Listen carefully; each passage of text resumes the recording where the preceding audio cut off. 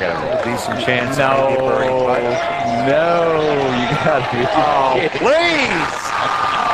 There are golf shots built on pure technique, forged in pressure, and mastered through repetition. Then there are shots that defy everything you know about physics, intention, and control. What you're about to witness are not just strokes of genius, but strokes of absurd, impossible, dumbfounding luck. When the stars align, when the bounce goes your way, when you pull a miracle out of nowhere, that's when history writes itself into the fairway. On number 10, we have the tree bounce ace. I got to 15. I was going to try and hit a 4-iron just right of the flag and let the wind move it in. Kingston was on his tee shot at a short par 3. His swing sent the ball flying offline deep into the trees on the left. It looked like an automatic lost ball. Best aces ever, and won himself a new Audi TT in the process. On number 9, we have the skip shot ace.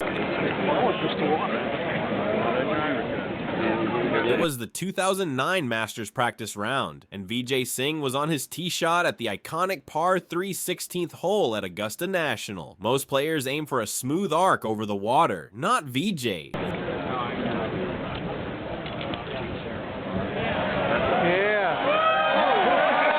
Looked at the pond, smiled, and decided to have some fun. With the crowd watching closely, he struck the ball low, deliberately aiming for the water. It skipped once, twice, then again. 4 skips in total, like a perfect flat stone tossed across a lake.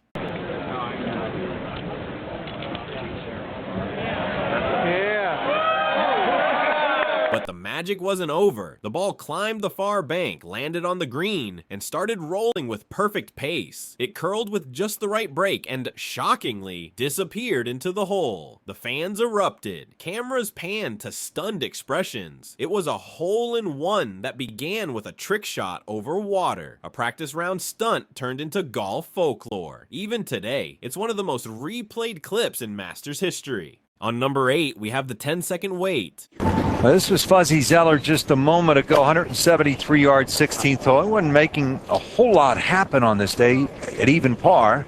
Well, doesn't look real good. Fuzzy Zoeller was facing a 173-yard approach shot, and the contact off the club face looked decent. The ball flew with a decent trajectory, but instead of reaching the green, it stopped just short, perched on the fringe, clinging to the edge like it had run out of breath. Left, it's hung up in the rough. That's, you know, no good there. Is it? Tough chip, I think. Yeah, it's no good. The gallery sighed. The commentators called it early, just short. One of them muttered, already moving on, and for about 10 seconds, the ball agreed. It sat still, frozen in place, like it had made peace with its fate. Oh, wait a minute. There it goes. You're not going to believe. You're not going to believe. Be some chance. You gotta be Then, without warning, it twitched. Not dramatically, just a slight nudge forward, then another, as if someone invisible gave it the tiniest push. The ball started to roll, slowly at first, then it found a slope. It picked up speed. It curved with purpose. Eyes widened. Conversation stopped. The ball broke right, then straightened, and dropped into the cup. Cheers erupted from the stunned crowd. What had looked like a dead shot became a hole-in-one. Not with power, not with spin, just with patience. And a whole lot of luck.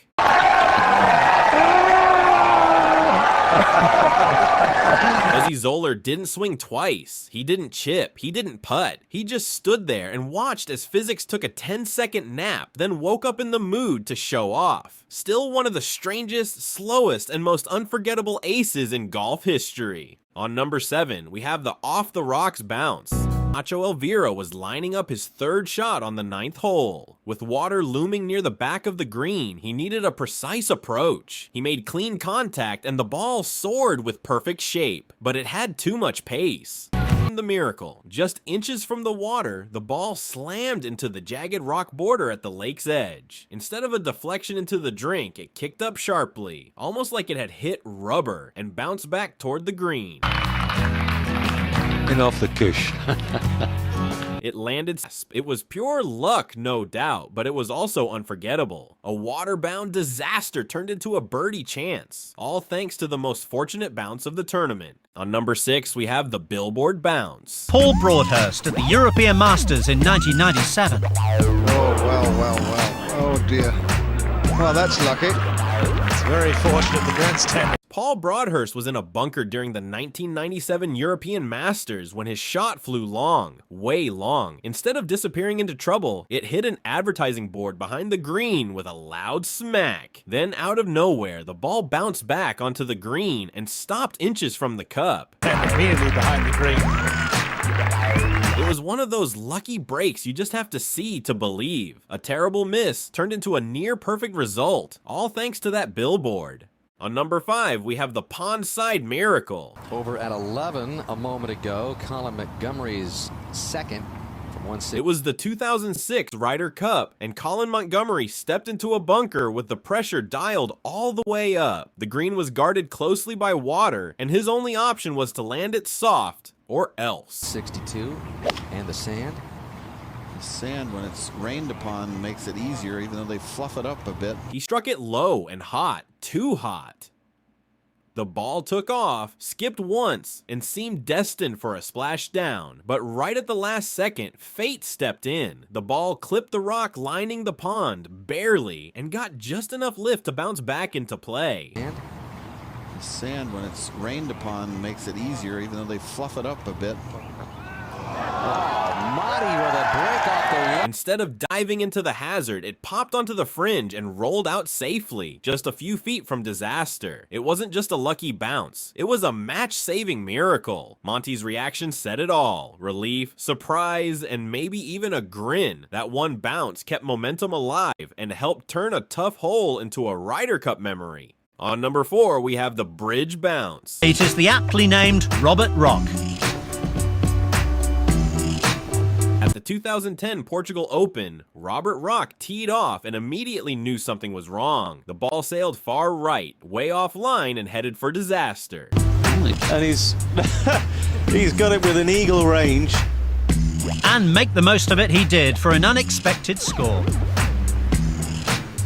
It landed on a slope, rolled gently, and ended up perfectly positioned for an eagle chance. Rock stood there, stunned. What looked like a lost shot turned into a setup. That bridge didn't just save the hole, it handed him a golden opportunity. On number 3, we have another Billboard bounce. Graeme McDowell, good birdie on the 17th to get to 10 under, playing his third now.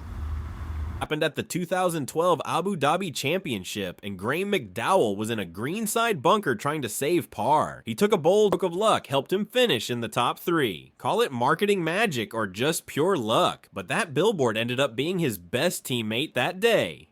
Coming in at number 2, we've got the sprinkler to stone savior. His approach on the 18th at the 2008 Open de France.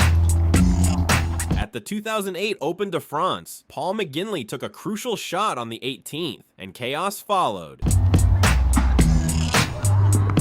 Oh, what a kick that got. And that's in the water, perhaps. Right across the bridge. No. Good reactions from Jacquelin. First, the ball struck a sprinkler head and flew offline. Then it skipped across a footbridge and headed straight for a water hazard. But in a twist of fate, it hit a stone ledge and stopped barely on dry grass, just inches from disaster. Jacquelin, the reason for the kick, a rogue sprinkler head. Either way, he doesn't look too pleased about staying out of the water or playing the next off the bridge. McGinley walked up slowly, his expression unreadable, calm but clearly shaken. He stared at the ball, then glanced toward the sky as if searching for answers to a shot even he couldn't explain. 3 lucky breaks, sprinkler, bridge, stone. One miraculous result, easily one of golf's most improbable escapes.